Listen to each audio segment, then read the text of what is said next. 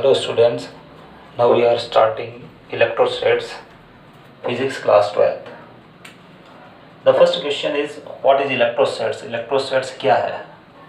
तो इसकी डेफिनेशन हम यूँ दे सकते हैं, electrostatics is the study of charges at rest. Electrostatics physics की वो ब्रांच है जिसके अंदर है जो चार्जेस हमेशा रेस्ट में रहेंगे. Charges are never found to be in motion, state of motion. एक और डेफिनेशन इसकी दी जा सकती है इलेक्ट्रोस्टैट्स की कि electrostatics is the branch of physics in which we study about the electric field, electric potentials and the force, Coulomb force exerted by charges on each other in the presence of static charges. Sometimes it is also known as frictional electricity. कभी कभी इसको frictional electricity भी कहते हैं, इलेक्ट्रोस्टैट्स को frictional electricity. अब question ये आता है कि इसको फ्रिक्शनल इलेक्ट्रिसिटी क्यों कहते हैं. तो फ्रिक्शनल इलेक्ट्रिसिटी हम इसलिए भी कहते हैं क्योंकि चार्जेस का जो डेवलपमेंट है वो फ्रिक्शन के थ्रू भी होता है, इसलिए इसको कभी कभी फ्रिक्शनल इलेक्ट्रिसिटी भी कहा जाता है. अब है जो सबसे पहली बात ये है कि हम अपनी आम लाइफ के अंदर है जो इलेक्ट्रोस्टैट्स को किस टाइप से जो फील करते हैं या कौन कौन से फिनोमेना हैं हमारी आम लाइफ में इलेक्ट्रोस्टैट्स से रिलेट करती है. फॉर एग्ज़ाम्पल हमने ये नोटिस किया है कि कई बार हम जब घूम के आते हैं और आने के बाद जब हमारा शर्ट, नाइलॉन टेरिलिन का शर्ट हम उतारते हैं या फिर हमारा स्वेटर उतारते हैं, स्पेशली इन ड्राई सीजन, तो उसमें कुछ स्पार्कलिंग सी है जो दिखाई पड़ती है. ये स्टैटिक चार्जेस की वजह से है, उनका डिस्चार्ज की वजह से जो ये स्पार्कलिंग हमारे को दिखाई पड़ती है. कई बार ऐसा भी होता है जब हम गाड़ी की सीट से उतर के आते हैं और गाड़ी के हैंडल को या किसी आयरन हैंडल को, जो डोर के आयरन हैंडल को हमें जो टच करते हैं तो थोड़ा सा शॉक लगता है.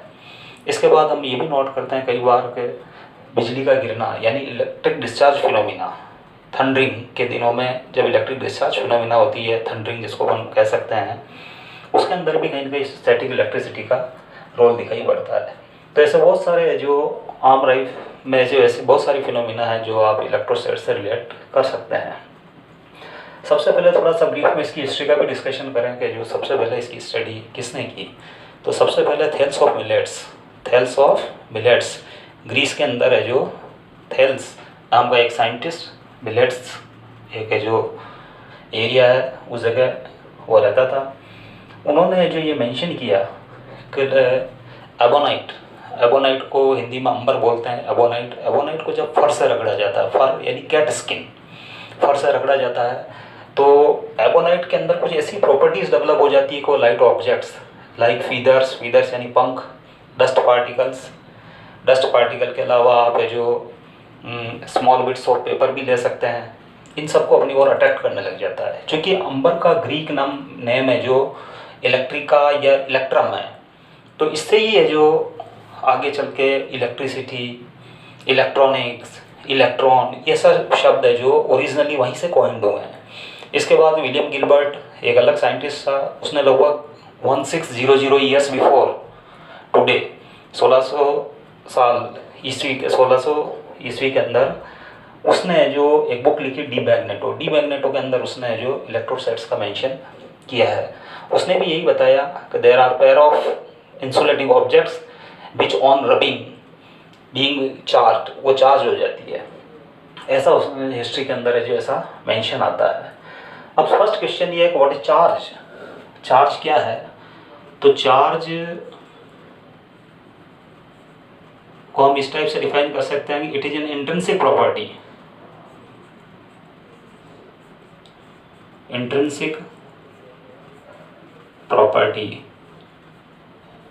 Of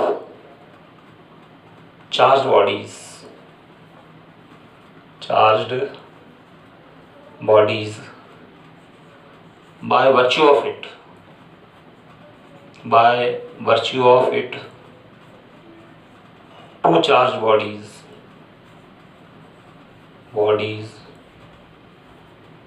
either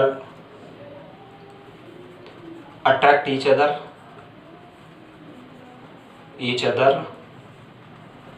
or repel. Originally charge एक ऐसी इंट्रिंसिक प्रॉपर्टी मानी जा सकती है चार्ज बॉडीज़ की, जिन बॉडीज़ को हम चार्ज कहते हैं चार्ज यानी वो लाइट ऑब्जेक्ट को जो अट्रैक्ट करती है, उनकी ऐसी इंट्रिंसिक प्रॉपर्टी मानी जा सकती है चार्ज कि जिसकी वजह से, उस गुण की वजह से वो ऑब्जेक्ट्स या तो चार्ज ऑब्जेक्ट्स या तो एक दूसरे को अट्रैक्ट करेगी या एक दूसरे को रिपेल करती है। इसके अलावा आज तक ये तो कोई नहीं बताया कि चार्ज क्या है, ओरिजिनली वो किससे मिलके बने हैं, उनका कॉन्स्टिट्यूशन क्या है। ऐसा माना जा रहा है कि सम एलिमेंट्री पार्टिकल क्वार्क्स जो कि दो टाइप के होते हैं, अप क्वार्क और डाउन क्वार्क, इनसे मिलके चार्ज बने। अप क्वार्क का चार्ज मानते हैं +2/3 × E और डाउन क्वार्क का चार्ज -E/3। ये क्वार्क से मिलके जो ये चार्ज बने होते हैं, चार्ज क्वार्क से मिलके बने होते हैं, ऐसा है जो माना जा रहा है। लेकिन ये वेरीफाइड, एक्सपेरिमेंटल वेरीफाइड थ्योरी नहीं है, not experimentally verified.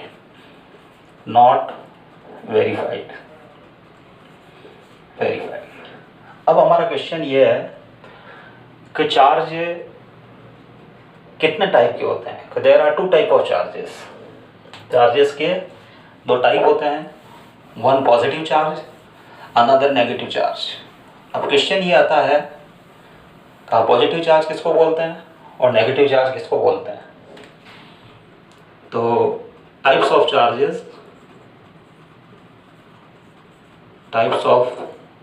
Charges, one positive charge, another negative charge. Positive charge और नेगेटिव चार्ज ऐसा पाया गया है जब ग्लास रोड को सिल्क से रगड़ा जाता है, सिल्क और वूल भी कह सकते हैं आप, वूल यानी ऊन। तो ग्लास रोड के ऊपर जो चार्ज आता है उसको आप है जो पॉजिटिव चार्ज मानते हैं बाय कन्वेंशन, और सिल्क के ऊपर जो चार्ज आता है उसको नेगेटिव चार्ज मानते हैं। इसी टाइप के सिमिलर एक दूसरे एक्सपेरिमेंट में जब एबोनाइट को फर और कैट स्किन से रगड़ते हैं तो एबोनाइट के ऊपर जो चार्ज आता है वो नेगेटिव और फर के ऊपर जो चार्ज आता है उसको पॉजिटिव माना गया है। अब ऐसी बहुत सारी इंसुलेटिंग ऑब्जेक्ट्स के सेट हैं जिनको आपस में रगड़ने पर, आपस में रब करने पर उनके ऊपर चार्जेस डेवलप होते हैं। लेकिन उनमें से जो बेंजामिन फ्रैंकलिन ने ये 2 सेट सेलेक्ट किए हैं, क्योंकि इंसुलेटिंग ऑब्जेक्ट्स पर रगड़ने पर किसी न किसी टाइप के चार्ज है जो उन पर डेवलप होंगे। ये इन ऑब्जेक्ट्स पेयर के मटेरियल पर डिपेंड करेंगे, वो उस पेयर के अंदर जो ऑब्जेक्ट मटेरियल काम में आ रहे हैं वो किस टाइप के हैं। तो ये 2 जो एक्सपेरिमेंट है जो मेनली इसमें सेलेक्ट किए जाते हैं, इन्हीं को याद रखने की ज़रूरत है क्योंकि हम बहुत सारे सेट्स को याद भी नहीं रख सकते। अब क्वेश्चन ये आता है कि चार्जिंग किस वजह से होती है। तो चार्जिंग के कारण यहाँ है, एक कारण यहाँ दिया जा सकता है rubbing, charging due to friction और रबिंग।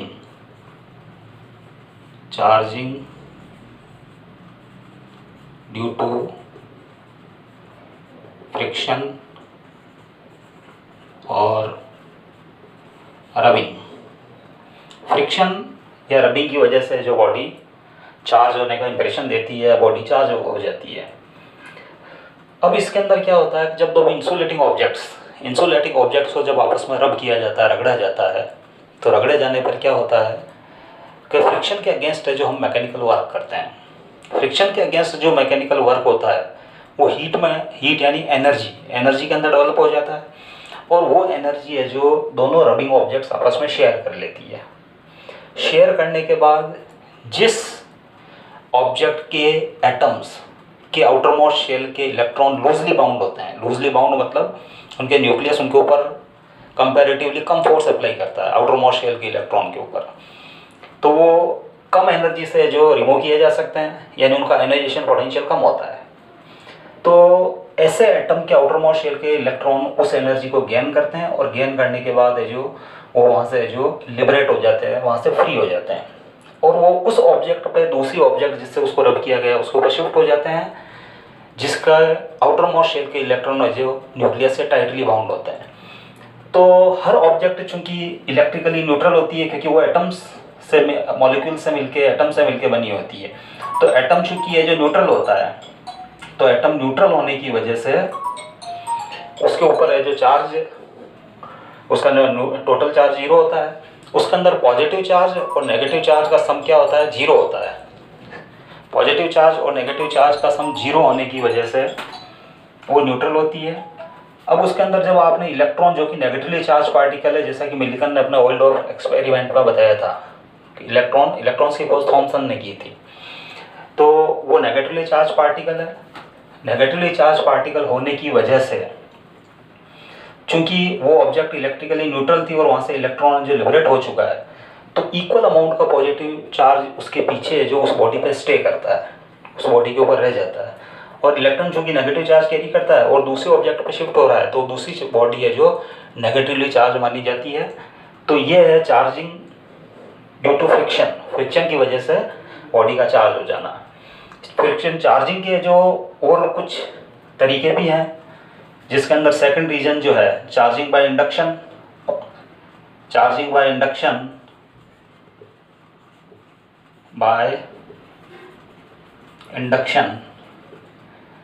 और थर्ड रीजन जो है चार्जिंग बाय कॉन्टैक्ट।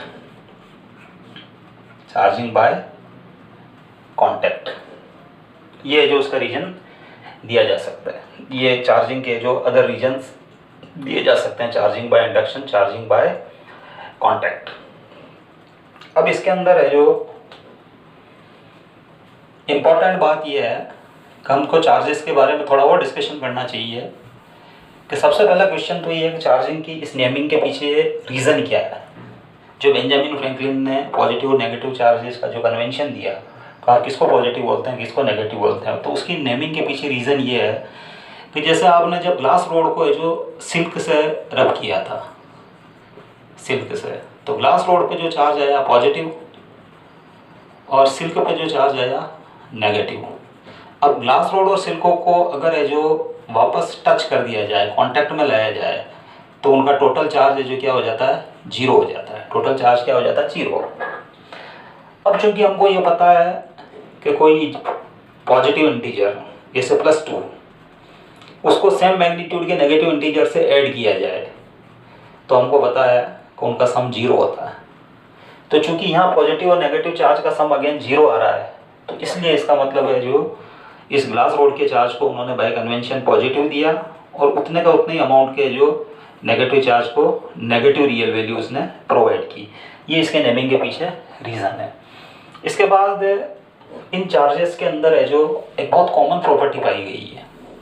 चार्जेस जो डेवलप होते हैं उनके बीच में एक बहुत कॉमन प्रॉपर्टी है कि like charges attract each other और unlike charges like charges repel each other and unlike charges attract each other. Like charges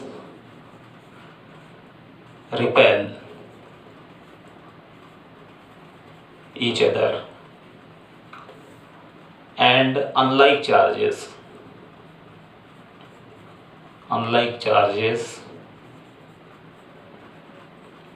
attract each other. like charges एक दूसरे को रिपेल करते हैं और अनलाइक चार्जेस एक दूसरे को अट्रैक्ट करते हैं। फॉर एग्जांपल एक ग्लास रोड जो कि सिल्क से रगड़ी गई है, उसको अगर हम जो एक इंसुलेटिंग थ्रेड जो कि नाइलॉन वगैरह का हो सकता है,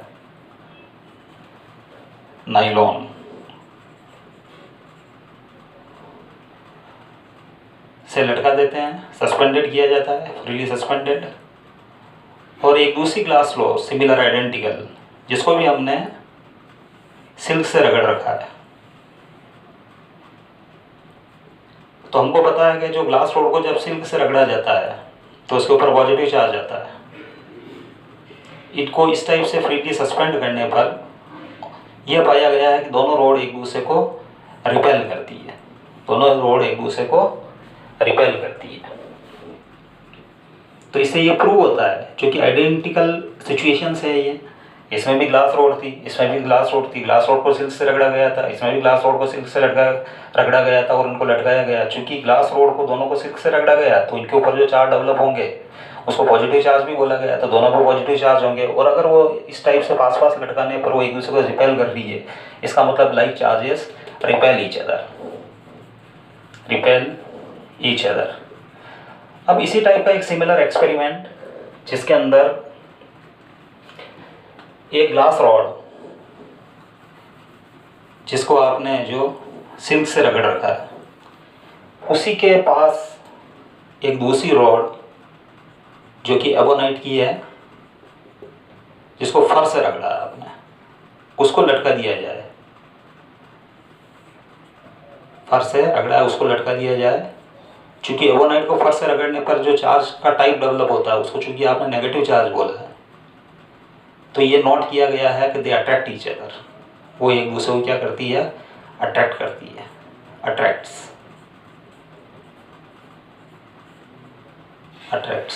एक दूसरे को अट्रैक्ट करती है। तो इससे ये प्रूव होता है पॉजिटिव चार्ज और नेगेटिव चार्ज एक दूसरे को, जो कि अनलाइक चार्जेस है, एक दूसरे को अट्रैक्ट करेंगे और लाइक चार्जेस एक दूसरे को रिपेल करेंगे। इसके बाद हमको थोड़ा सा डिस्कशन टाइप्स ऑफ मटेरियल के ऊपर भी करना चाहिए, क्योंकि अगला टॉपिक हमारा इंडक्शन रहेगा और चार्जिंग बाय कॉन्टैक्ट भी रहेगा, charging by induction and charging by contact. What are conductors, what are insulators, what are semiconductors. तो types of material, conductor, first of all conductor, second insulator, third semiconductor. अब सबसे पहले conductor, what is conductor, conductor क्या है, what is conductor. तो conductor ध्यान रखा जाए, कंडक्टर ऐसे मटेरियल्स हैं जो इलेक्ट्रिसिटी को अपने में से पास होने देते हैं। They allow electricity to pass through them, they allow electricity to pass through them. Conductors are those materials which allow conductivity to pass through them. वो अपने में से इलेक्ट्रिसिटी को पास होने देते हैं। कंडक्टर्स के एग्जांपल है human body, earth, metal like aluminium, copper, silver, gold, platinum, etc। ये जो इसके बाद मरकरी भी आप इसमें ले सकते हो, mercury liquid metal mercury. These are some examples of conductor. अब कंडक्टर के अंदर है जो आउटर मोस्ट शेल के इलेक्ट्रॉन लूजली बाउंड होते हैं, loosely bound electrons of outer most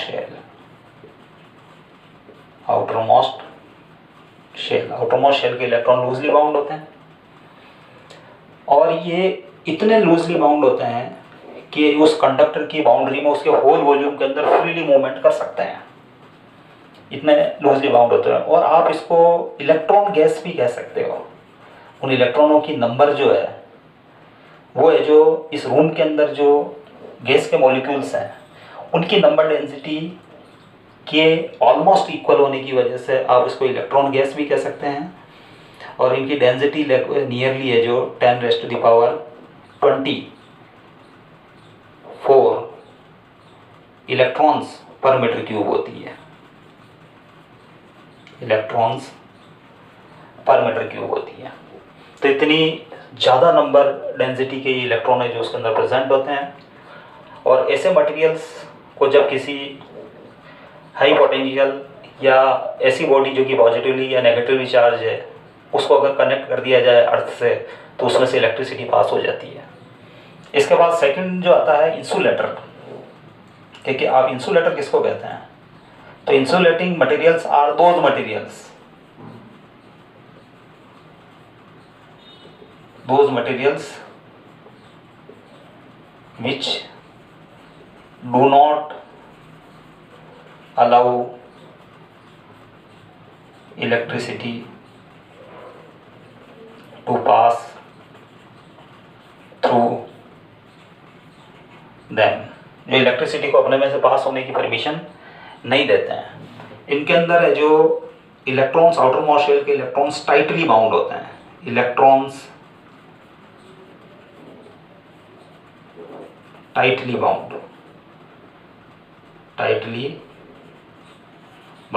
outer most shell के इलेक्ट्रॉन टाइटली बाउंड होते हैं और वो बाउंड स्टेट में रहते हैं, वो फ्री बिल्कुल भी नहीं होते हैं। जब आप है जो किसी वायर के थ्रू किसी चार्ज बॉडी को अर्थ से कनेक्ट करते हैं तो वो इलेक्ट्रिसिटी को पास नहीं होने देते हैं। इसके बाद थर्ड टाइप का जो टाइप है मटेरियल्स का है वो सेमीकंडक्टर। सेमीकंडक्टर ऐसे मटेरियल है जिनकी कंडक्टिविटी इन बिटवीन होती है, यानी कंडक्टर से तो कम और इंसुलेटर से ज़्यादा। सेमीकंडक्टर्स को हम इलेक्ट्रॉनिक्स चैप्टर में या सेमीकंडक्टर डिवाइसेस वाले चैप्टर के अंदर डिटेल से डिस्कस करते हैं। अभी ये जो इंसुलेटिंग मटेरियल्स के कुछ हम एग्जांपल्स ज़रूर देना चाहेंगे, जैसे for example plastic, would,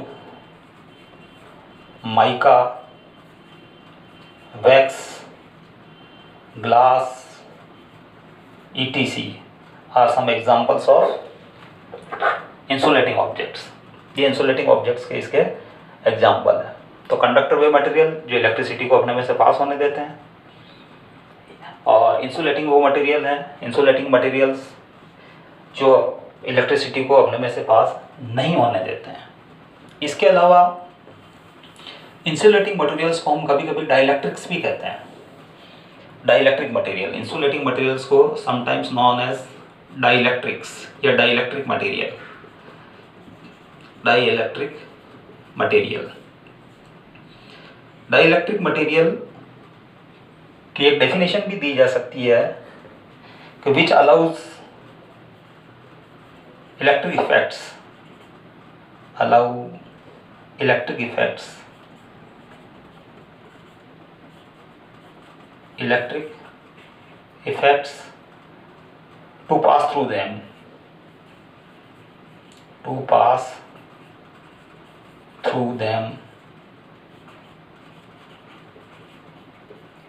without conduction, बिना कंडक्शन को इलेक्ट्रिक इफेक्ट्स को अपने में से पास होने देते हैं। अब ये वाली जो टर्म है उसके अंदर इलेक्ट्रिक इफेक्ट्स को अपने में से पास होने देते हैं, लेकिन वो conduct free movement of electrons उसके अंदर है जो पॉसिबल नहीं होता है। हम है जो इस वाले टॉपिक को कैपेसिटेंस के अंदर है जो डिटेल से डिस्कस करेंगे कि व्हाट आर डाइलेक्ट्रिक्स और कुछ कूलम्स लॉ के अंदर भी जो इसका मेंशन हम करेंगे। तो ये टाइप्स ऑफ मटेरियल है, कंडक्टर्स, इंसुलेटर्स एंड सेमीकंडक्टर, जिसमें कंडक्टर और इंसुलेटर को हमने डिटेल से डिस्कस किया है। अब जो इसका थोड़ा सा हम एप्लीकेशन चेक करें, household circuits, in household circuit, in household circuits, main supply के पास, near main supply, near main supply एक मेटल प्लेट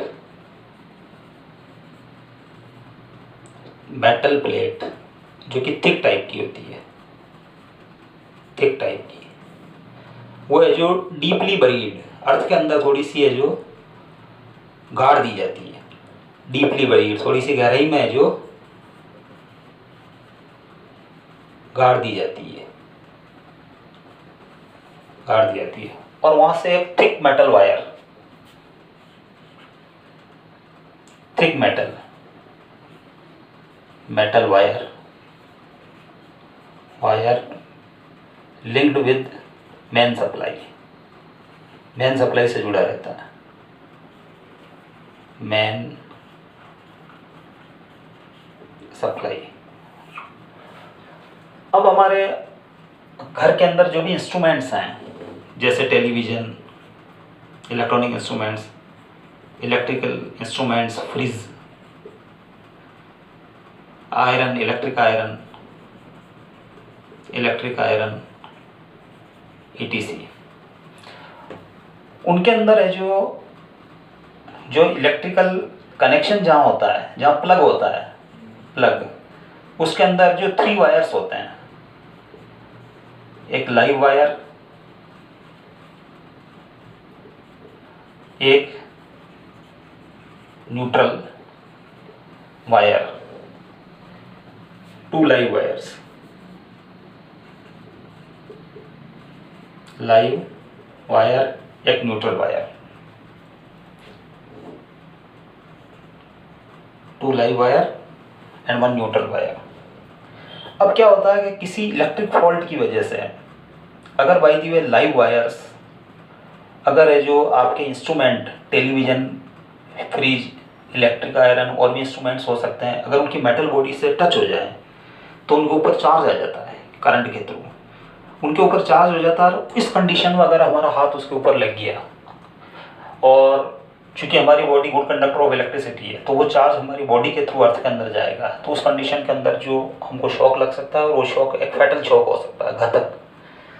तो उस कंडीशन के अंदर वो न्यूट्रल वायर जो है वो मेटल की बॉडी से कनेक्टेड रहता है, तो मेटल की बॉडी से वो न्यूट्रल वायर कनेक्टेड होने से वो उसको पाथ प्रोवाइड करवा देता है उस चार्ज को, और अर्थ का पोटेंशियल चूँकि 0 है, तो फिर है जो या तो बॉडी से इलेक्ट्रॉन्स या अर्थ से इलेक्ट्रॉन्स जाके और उस चार्ज को क्या करेंगे, वो चार्ज अर्थ के अंदर चला जाता है उस न्यूट्रल वायर के थ्रू, और इस टाइप से हम फैटल शॉक से हम बच जाते हैं। तो ये इसका बहुत इंपॉर्टेंट एप्लीकेशन है।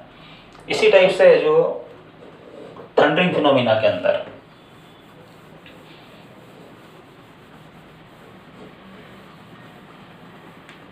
थंडरिंग फिनोमिना में जैसे ये बिल्डिंग है,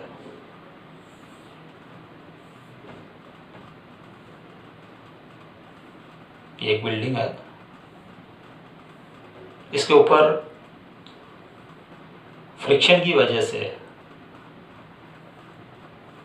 ये क्लाउड्स हैं, और बाय द वे जो फ्रिक्शन की वजह से वो चार्ज हो गए हैं।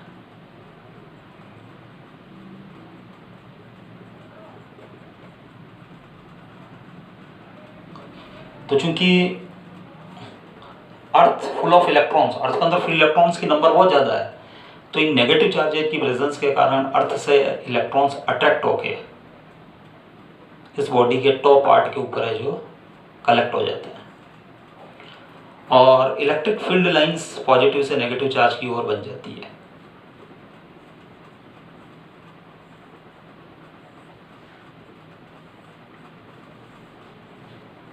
इलेक्ट्रिक फील्ड लाइंस, अब ये इलेक्ट्रिक फील्ड लाइंस अगर इस पर किसी दिन है जो उन क्लाउड्स के ऊपर चार्ज की डेंसिटी बहुत ज़्यादा है, तो इलेक्ट्रिक फील्ड लाइंस यानी इलेक्ट्रिक फील्ड का एग्जिस्टेंस यहाँ बहुत ज़्यादा होने की वजह से इलेक्ट्रिक फील्ड इंटेंसिटी E बहुत हाई हो जाती है, जो कि लगभग है जो 10⁶ वोल्ट पर मीटर की ऑर्डर की हो जाती है। It is the breaking field intensity of air, breaking field intensity of air. और इस कंडीशन के अंदर ऐसा इलेक्ट्रिक फील्ड अप्लाई होने पर एयर का मॉलिक्यूल्स लेट ऑक्सीजन का मॉलिक्यूल जिसका पॉजिटिव चार्ज और नेगेटिव चार्ज का सेंटर एक ही जगह है, यानी वो अनपोलराइज्ड है। इस इलेक्ट्रिक फील्ड की प्रेजेंस की वजह से, जैसे ये इलेक्ट्रिक फील्ड है पॉजिटिव से नेगेटिव की ओर, तो इस इलेक्ट्रिक फील्ड की प्रेजेंस की वजह से वो पोलराइज हो जाता है। Negative charge slightly displaced and positive charge slightly displaced. Negative charge slightly displaced towards the positive charge body. और जब फील्ड इंटेंसिटी बहुत ज़्यादा स्ट्रॉन्ग हो जाती है तो ये जो ब्रेकअप हो जाता है, ये जो 2 आयंस में टूट जाता है, ब्रेक हो जाता है। It is negative ion, it is positive ion. Negative ion cloud की ओर रश करेगा, टू क्लाउड, और positive ion towards building. Building की ओर है जो रश करेगा। और नेगेटिव और पॉजिटिव चार्जेस के मूवमेंट की वजह से, क्योंकि नेगेटिव आयन क्लाउड की ओर रश कर रहा है, तो करंट है जो क्लाउड टू बिल्डिंग होगी, क्लाउड टू बिल्डिंग, क्योंकि करंट की जो कन्वेंशनल करंट की डायरेक्शन है वो नेगेटिव चार्ज के मूवमेंट की डायरेक्शन के अपोजिट मानी गई है, इलेक्ट्रॉन्स की डायरेक्शन के अपोजिट मानी गई है। और पॉजिटिव चार्ज वो बिल्डिंग की ओर रश कर रहा है, तो उसके कारण भी है जो करंट मिलेगी वो क्लाउड टू बिल्डिंग ही रहेगी, क्लाउड टू बिल्डिंग। तो इसका मतलब overall current from cloud to building रहेगी। अब ये 1000 एम्पियर की करंट होती है, इसका order, this current is of the order of 1000 ampere. अगर ये चार्ज अगर अर्थ की तरफ मूव करता है, क्लाउड का चार्ज बिल्डिंग के थ्रू, तो ऐसी कंडीशन के अंदर है जो बिल्डिंग के ऊपर है जो जब ये चार्ज है जो मूव कर रहा होगा, या बिल्डिंग के ऊपर जब ये चार्ज एक्यूमुलेट होगा, तो ऐसे केसेस के अंदर है जो 1000 एम्पियर की करंट इसमें से फ्लो होती है और इससे बिल्डिंग को है जो बहुत भयंकर नुकसान पहुंच सकता है। इससे अवॉइड होने के लिए, इससे बचने के लिए, ये बिल्डिंग कोलैप्स भी हो सकती है इस चार्जेस की वजह से। चार्जेस का मूवमेंट है जो जब इस बिल्डिंग के थ्रू अर्थ में जाएगा तो बिल्डिंग में कोलैप्स, क्योंकि इनके बीच में फोर्स ऑफ रिपल्शन लग रहा है, तो बिल्डिंग कोलैप्स हो सकती है। तो ऐसी कंडीशन के अंदर है जो अगर इसके ऊपर एक थिक मेटल प्लेट लगा दी जाए, थिक मेटल वायर या रॉड इस बिल्डिंग के ऊपर लगा दी जाए,